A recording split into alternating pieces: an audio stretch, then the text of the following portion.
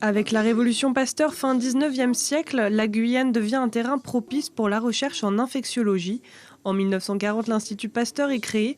Ces 15 dernières années, l'hôpital de Cayenne et l'Université de Guyane ont accueilli des équipes de recherche dans le domaine des maladies tropicales. On a vu que l'Institut Pasteur avait séquencé le virus du Zika qui avait entraîné l'épidémie il y a 2 ans de Zika. Donc on est réactif. Sur l'histoplasmose, on est parmi les leaders mondiaux dans la recherche sur ce champignon qui donne des maladies qui peuvent être graves. On décrit des maladies en Guyane qui existent probablement ailleurs, mais qu'on ne décrit pas encore très bien ailleurs, du fait d'un déficit technique. Et je pourrais citer la toxoplasmose amazonienne, par exemple. Si la Guyane possède de nombreux laboratoires éparpillés sur l'ensemble du territoire, plusieurs difficultés s'opposent encore au développement de la recherche.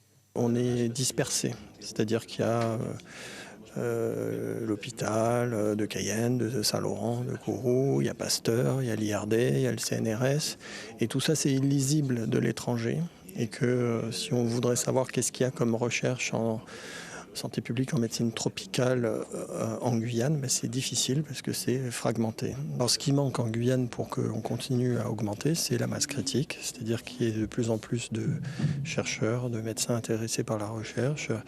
Et pour ça, il faut être attractif.